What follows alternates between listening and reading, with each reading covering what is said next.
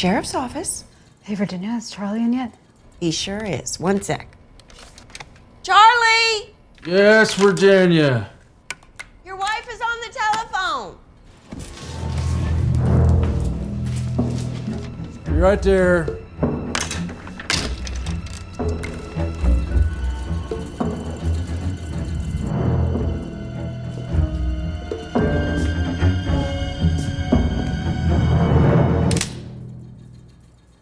Hang up. Yeah. Damn it, she hung up. Well, it took you long enough to get over here. Hey everybody, I'm Jay Bullington. And I'm Keith Carcino, and we want to know, Have you seen this one?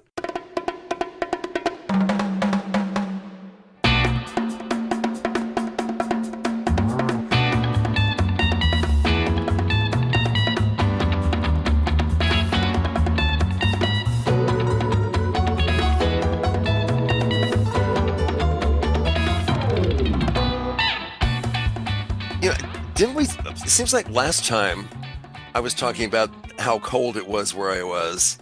Yeah. Didn't I do that last time? I hate to be so Yeah, I repetitive, believe but No, but I feel like both times you got on these last two times, y'all been sitting through a cold front. we're getting ready for another one in a couple days. So all my plants are inside the living room in the house, all covered up and everything. It's like I have the opposite problem. We had a pool party just now this afternoon. Oh, It you was poor beautiful. thing. I know the water was like frigid cold, but it felt so good because it was so hot outsday. Oh my So God! nice. Oh, Had the God, most wonderful. You really just want me to hate you, don't you? Hey everybody, I'm Jay Bullington.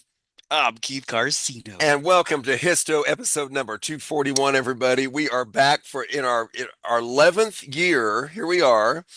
Man, our 11th year. full It's steam amazing. ahead. I can't believe it. Before we get into the movie that you had me watch for this episode, let's talk about what's new. What's been entertaining you lately, buddy? Yeah, we haven't, hey, and let's start off by saying we're recording this episode really quickly after our last episode, Right. so right. there hasn't been a whole lot of time to see a whole lot of stuff. So we Right. may not have a whole lot to share. But anyway, go ahead. I actually in the last 3 days I watched 5 movies in the last. Oh, 3 you're days. kidding me! Oh my Yeah. God! Okay, I'm jealous. I'm jealous. I've done my homework. I've had a lot of free time. It's been nice. We are in preparation. The reason why we can't record or why we're recording so close to because I will be leaving out of town and I'll kind of be off the grid in Patagonia for the next, I think, 2.5 weeks. I know it's gonna be rough. Dude, I can't wait to see the pictures when y'all get back. I can't wait. Part of the reason why we had our little party this afternoon was because some of our friends just came back from Patagonia and they also rented a camper van like we intend to do. So they had a lot of good tips to kind of help us have a nice, safe, cool trip. So yeah, we're setting ourselves up for success. It'll be fun. Okay. I did Meanwhile, I did watch the new 28 Years Later, The Bone Temple that just came out this year. What'd you think? So if you're going in expecting, like a full on zombie apocalypse, you're going to be disappointed. You do get a much closer look at the alpha zombie. If you remember from 28 Years Later, there was this alpha zombie that who's like this overpowered zombie guy. Yeah, we get an up and close personal look at this guy. Interesting. And it may not be in the way that you would like. In my opinion.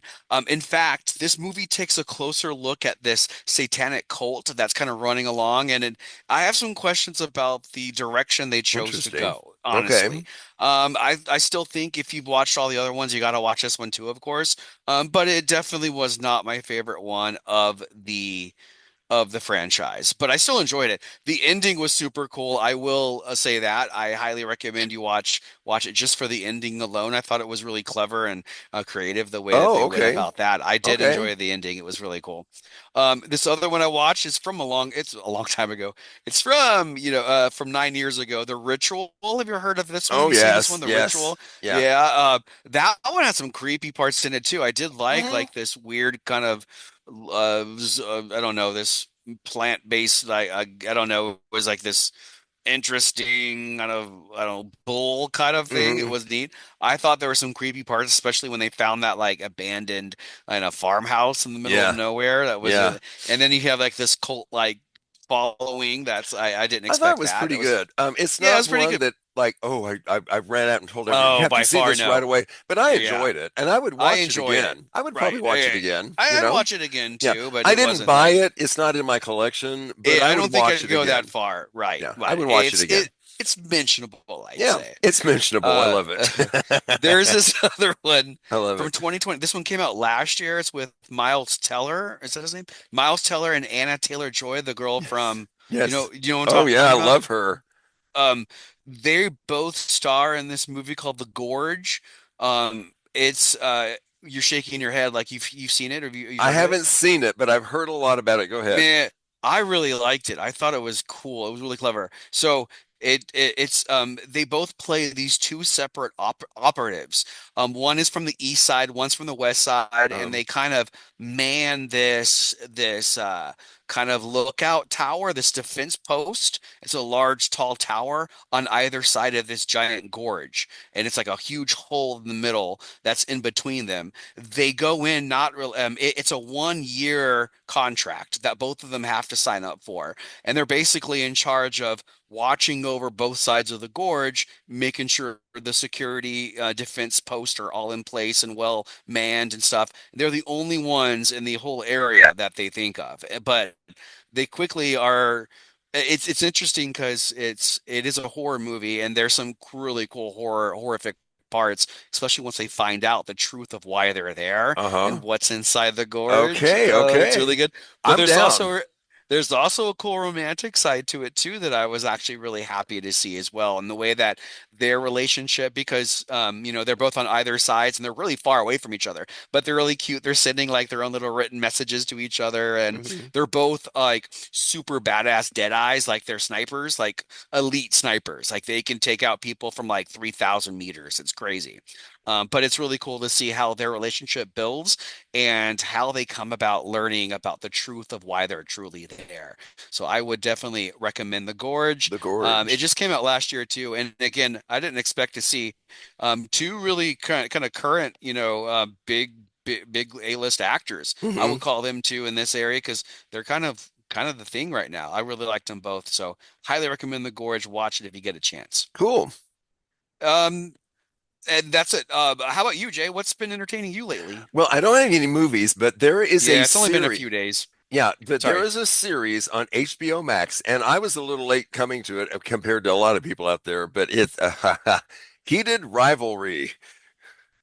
Oh, we were just talking about this upstairs at our pool party just now. Oh my God. Yeah. Okay. Oh my God. Heated Rivalry. Let me just, and I'm putting this mildly, one of the most gay-friendly series I've No. ever seen on TV. Th- Whoa, This is baby. like hockey, right? It's like Yes, hockey, is it? they're hockey Yeah. players. Oh my God, it is so good. It is so fun.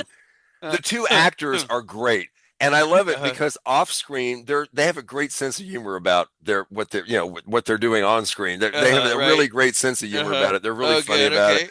They were on the Golden Globes together, doing a presenting one of the awards, and they were just so funny and they're so cute. But anyway, that's all I'm gonna say. Heated Rivalry, baby. Okay. That's all I can I'll put say. that on my list. That sounds like fun. Oh my God! Oh my God! All right, so let's get into our movie that this is the movie you had me watch for this episode. This movie is only a couple years old. It's from 2023, and the movie title, The Last Stop in Yuma County. Let's go. Morning. Did you hear about what's going on at the gas station? What's that?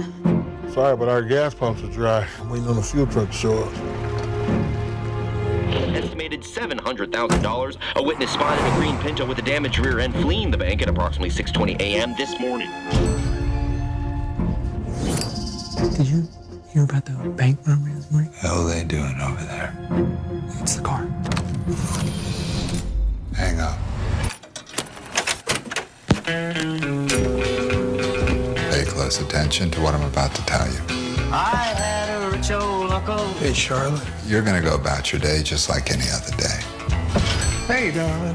Said that when he left, all his money would be mine. What happened to your phone cord?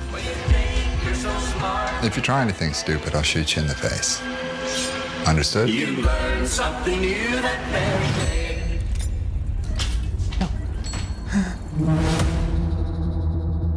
You may not always like it, but it just turns out that way. Stuck yours too? That's a green Pinto right there, ain't it?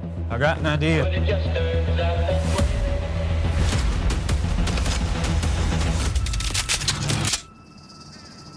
Jesus Christ, does everybody have a gun? Well, you learn something new every day. Just like Bonnie and Clyde. I want some of that money.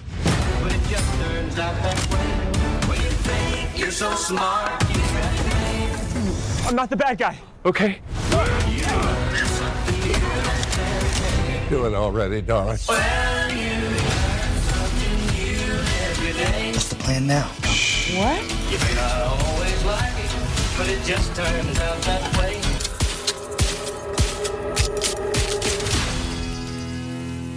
The Last Stop in Yuma County from 2023, directed by Francis Galluppi. Apparently, this is the first feature film that he's ever directed. He did some shorts, but I think this is the only feature film. Now, he is set apparently to direct the next Evil Dead movie, Oh, really? which is interesting. Yeah. And his name is Okay. Francis Galluppi. The stars of the film, the main character, played by Jim Cummings. I really didn't know him that well. I recognized him, but I didn't really know him that well. But there is an actor in this movie that I was really excited about, Barbara Crampton. She doesn't have a big part. She plays the secretary in the. Oh, yeah. And Yeah, she's the yeah, blonde uh-huh. who plays the secretary in the law office, you know. Right, right. But she's a big if you're a horror fan, and especially she's from Yeah, the you 80s recognize and her. she's still out there looking great and doing great stuff, and she's wonderful. So hi, Barbara Crampton, you're awesome. I love you. Hey, there's a few other faces that I recognize, but I wouldn't know them by name. See, I didn't know. I didn't really recognize them, but boy, I tell you. Okay, summary. Here's a summary of the film. While stranded at a rural, why do I always say that badly? Rural. It's a rural, tough word to say. Rural. The double R, yeah. Yeah, and in a kind of country area, Arizona rest stop. Okay. Rural. A Country. traveling You can just salesman say- is you can just thrust say into country. a dire hostage situation by the arrival of two bank robbers with no qualms about using cruelty or cold, hard steel to protect their blood-stained fortune. Okay. I've never heard of this movie in my life. Tell me again how you found this movie. Oh, up until about 2 weeks ago, I also had never heard anything about this movie. You know, I went to visit my parents, and we had been out all day, and we were tired. We came back home, and like, hey, let's pop on a movie. They had watched this earlier and said, you need to see this movie, The Last Stop in Yuma County. I was like, okay. And we had watched quite a few movies together over the course of the time, and this was probably my favorite one that I saw of theirs that they had shown me. They said, you got to watch this, and I was like, man, and there's a couple of parts in there, especially one part in particular was like, just wait, it's about to go down. And sure enough, it does, man. We'll get to that eventually. But yeah, that's how I came about it. I didn't know anything about it either before coming into it. I think it's the way to go. Okay, because I had never heard of this film ever. Right, I Except, didn't either. There's a couple other movies that sound similar to it, like I don't know, like 310 to Yuma or something, I think was one, or Last Stop in Blank County. But so I thought, oh, I've heard of this movie, but then when I watched, I was like, no, I have never heard of it at all. Never heard of it, never seen it. So the movie at a remote, excuse me, sorry, at a remote desert location in Yuma County, Arizona, in the 70s. So we're back in the 70s. No cell phones. Okay. Oh, that makes sense. Yeah. A traveling knives salesman. He sells kitchen knives. Yeah. He stops at a filling station. Now Vernon, the station and motel attendant, tells him that the station's pumps are dry. There are no other filling stations for over 100 miles, but that the refueling truck is expected to arrive soon. So on the radio, the salesman hears about this bank robbery earlier that morning in a place called Buckeye nearby, where the robbers fled with approximately $700,000 in a green Ford Pinto. Now, first of all, back in the 70s, $700,000. $700,000. That's a lot of money, man. That was whoa. Yeah, Okay. millions. a green Ford Pinto with a damaged rear end. It was described on the radio, so everybody knew what they were looking for, you know. Okay, now Charlotte, a waitress at the nearby diner, is dropped off by her husband Charlie, who just happens to be the local sheriff. Okay. He drives off. She opens the diner and she welcomes the salesman in. He says, "Oh, sit anywhere you like." And chatting with Charlotte, he mentions that he is on his way to Carlsbad, California for his daughter Sarah's birthday. There you go. That's right. That's right. Okay. Right off the bat, Keith, this guy is acting, he seems weird to me. Yeah, I agree. There's something off about him, right? Yeah, and I'm like, what? What's he up to? Is he up to something? He just seems so awkward, you know? He does, right? He really does. And right away, of course, Charlotte's very likable, you know. Oh, for sure, yeah. Yeah. Yep. So then, not too long after that, the two bank robbers, they're Travis and Bo. Okay, they pass the wreck of the refueling truck and they arrive in a green Pinto. Hello, guess who they are? Which the salesman recognizes as matching the description of the getaway car in the Buckeye robbery. So now we know, okay, we've got the robbers here, but everybody act cool. You know, nobody act like nobody, So he lets Charlotte know. He says, "I think this is these guys." And Charlotte tries to phone her husband at the sheriff's office, but Bo stops her and cuts the phone cord before Charlotte can say a word to the sheriff. He's been watching them the whole time and knows something's up. Oh yeah. Now the robbers force her and that salesman at gunpoint to continue behaving normally. Just act like, just have a regular day. Just go out your day like nothing else is happening. Right. Like that's really gonna happen. Right.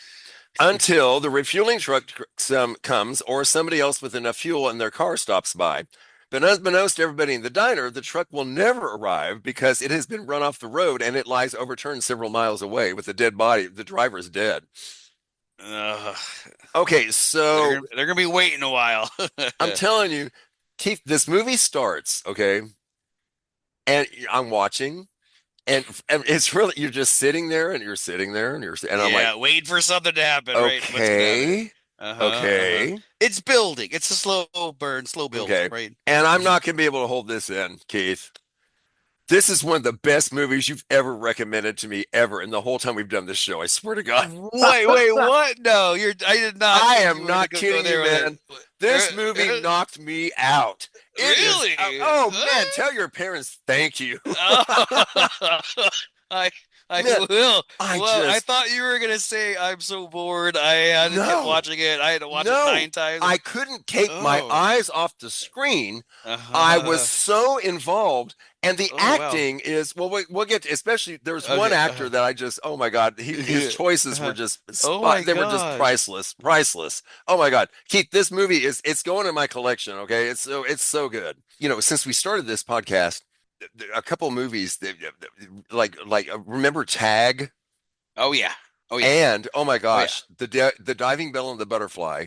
Yeah. Just these movies are in my heart forever, Keith. And this is one of those movies. This movie really got me, man. It just grabbed me. Surprised with how I wasn't sure if you like it. I thought you might like it, but I didn't realize you'd like. What you said about our movie last time, Climax, I'm going to say about this movie. I had to watch it twice. I had to see it twice. Okay. I just had to. It was rarities that happen one after the other. That's pretty cool. Okay, Indeed. so where do we leave off? Was the it robbers have? Okay, so what we got? We got the robbers have the salesman and Charlotte, the waitress. Waitress. They've got him at gunpoint and saying, right. So meanwhile, Charlie has Gavin, his deputy, come to the diner to pick up his coffee for the police station. Charlotte tries to slip a help message into the coffee lid, but he's such an idiot. He spills the coffee, and the lid is unseen when Gavin bumps into Travis, one of the thieves. Yeah. So meanwhile, joining the salesman and Charlotte in the diner are this elderly couple from Texas and a pair of aspiring young criminals named Miles and Sybil. He's all into the movie Badlands, which is a great old movie about crime. Badlands is a great old movie. Well, and I think they recognize the car before they even walked into the diner. Yes. Yeah. And they were trying already. They had like a wrench or something trying to get whatever it was. They were trying to break into the trunk of the of the green getaway car, but to no avail. I think someone walked out on them as they were like in the process of trying to get in, and then they just give up. I don't remember why they went. Why did they go into the diner, or did I think the girl like led him into the diner, right?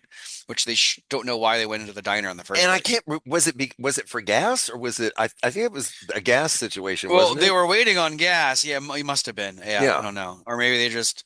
Yeah, I don't know. So it Try out was. that pie. Yeah, yeah. So with the fuel tank of Pete's vehicle being almost full, Bo and Travis try to force him into giving his car keys to them, but several people in the diner are carrying firearms. And then this Mexican standoff happens where everybody's holding everybody on at a gun point. It's just nuts. Okay, so Pete tries to negotiate his way out of this, but Charlotte stabs Bo with a knife, which starts this big shootout, which everybody gets killed except for the salesman and Sybil. Yeah, I mean, Sybil it took like less than 5 seconds. Everyone is shot. Yeah, boom, boom, boom, boom, boom. And Charlotte getting killed. Just I know, she's such a sweetheart. Oh my God. Yeah. Yep. So Everyone got it. Sybil shoots at the salesman, but he manages to stab her dead in self-defense. Okay. So and before we get everybody's dead, but I got to go back to the two criminals, the robbers. Yeah. Okay. Those two actors were hilarious. Yeah. They were hilarious. I mean, this movie had me laughing and later on had me crying, actually. I cried at this movie. You might know what I'm talking about. I think I might know. Yeah. Yeah.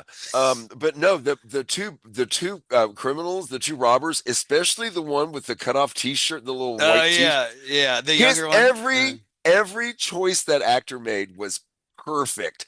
His costume, the way his costume, his clothes didn't really quite fit, and he was just a mess. He was his hair, everything. Right, he said all the wrong things and did all the wrong things. Oh my God, he was hilarious. I was laughing so hard. Oh my God. So good, so good. Well, the other brother, he didn't die right off. Like he got shot in the neck or something. Yes. And he's like holding the wound, but you can tell he has minutes bleeding to live. out. Yeah, he's bleeding out. Yeah. But he was the most dangerous one. He's definitely. He was the most ruthless. He was just, definitely. Right. Yeah. Okay, so the salesman decides, I'm going to take this money. Why not? I'm going to take the robber's loot. This is my Yeah. And he siphons some of the gas out of Pete's truck. Before leaving in his own Toyota, though, he's interrupted by this young couple with a baby who arrive on the scene. It's interesting. It's interesting too, because when they pull up, they can't see him yet. They haven't gone into. He knows if and when they go into the diner, they're going to see this. There's no way to hide all these dead bodies. Hello. Right. So he's kind of like. He's at this moment where he's got to think real quick what to do while they're getting out of their car, figuring out where is everybody, is there gas? And he's like, so finally he just gets up and like approaches them, which is okay. Like, how's he gonna play this? I don't know. This guy is nuts. I mean, he's nuts from the beginning. Like I said, from the very beginning, the character is so straight. There's something strange about him, and the actor does a really good job conveying this. It's really good. So he takes the robber's loot and he siphons some of the gas out of Pete's truck, and then he runs into this couple. And in the ensuing scuffle, he ends up killing them both. And unbeknownst to him, shooting his gas tank. Now, wait, before this, he did not. Yeah, he shot his gas tank. Dumbass. Yeah, did you notice her name? The woman, the mom who got shot. Yeah, no, Sarah. What was her name? Sarah. He was coming to visit his daughter, Sarah, for her birthday that he hadn't seen in a long time. I think that was his daughter. Oh my gosh. I think that was his daughter. So? Yeah. That did not even register. I know, right? He said, what, your name's Sarah? She said, yeah. And he's like, what? And then boom, they get, Oh my God.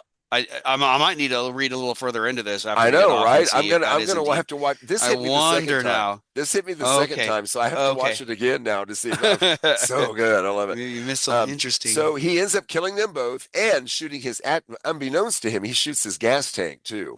Yep, that's so he's pretty much shot himself in the foot there. Yep. So he leaves their crying baby in the car. I'm like, you piece of garbage! You're just gonna leave this baby here to die. What else was he? What? But it's gonna die. I mean, who's going to take, it's going to, someone will come eventually, right? well, I mean, actually, yeah. he drives off, leaving the trail of spilling gas behind him. And the sheriff and the deputy arrive, and then that's when they find all the carnage, and that's when the sheriff finds his wife, Charlotte. And that's when Yeah. I actually shed a couple tears. I mean, Uh-huh. That was a that rough was such time. and I really wasn't expecting to get that moved by this because I've I'm been laughing surprised you my weren't. butt off. Right, yeah.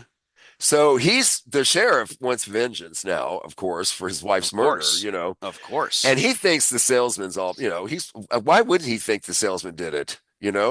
Why wouldn't he think it? Um, so I the, think did he take his box of knives with him, or did he leave them in the no, he left him diner? there, and that's when the sheriff opened up that box and went, "What the?" Yeah, I 'cause knew that was a mistake. Like, yeah, why didn't you take that with you? yeah. You can't leave evidence So behind. that's evidence that links him right Yeah. directly to it. Uh-huh.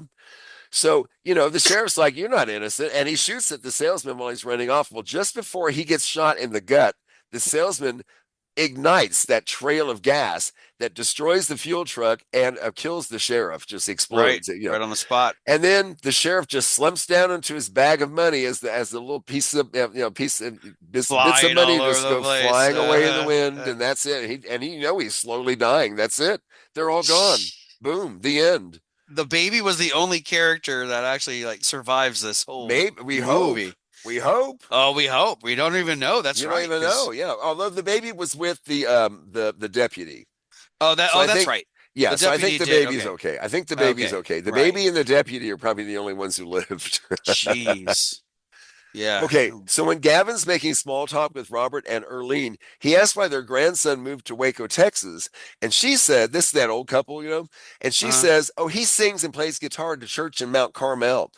David Koresh did that as the leader of the Branch Davidians. Oh, so really? They're like bringing in a little, yeah. Okay. The Branch Davidian. I haven't heard that in a long time. Yeah, My God, what a debacle. When Sybil and her boyfriend are in the car and he's talking about that heist where you cut a hole in the ceiling and break in all the that's from a movie called Rafifi. That is directly from a movie. He totally ripped off that when she's like, "You got that from a movie." He really did. It's from a movie called Rafifi. Yeah. Gene Jones, who plays Robert, he enters the diner around the 27th minute in the movie. He's called the gas station proprietor in the Coen Brothers film No Country for Old Men. And in that, he plays opposite Anton Chigurh, portrayed by Javier Bardem in the famous coin flip scene. You're going to flip a coin for your life. Yeah. Yes. So he's in that. So in 2024, in a 2024 interview, Francis Galluppi, the director, spoke up about his focus on in-camera effects. He wanted the right people. He said, you hire the right pyrotechnic team, and then you go from there. A hill that I was definitely going to die on was making sure everything was practical. From using blanks and squibs and the real explosion to even having the Rifleman episode actually be playing on the TV in the background. He said he didn't want anything done by visual effects. Okay. He didn't want he wanted it all to be very real, and he wanted support to that. 70s. That's a good move. It's a good move. Yeah, it really worked. It really worked. Okay. I really enjoyed the critic responses to this. John Serba from Decider said, taut, gripping, funny, black as spades thrillers like this don't come along too often. Okay, now I always try to find two sides to the coin. So here's one that wasn't so positive. Okay, Steve Morrissey from Radio Times says, like its marooned characters, the film runs a bit low on fuel towards the end, but by that point, plenty of fun has been had.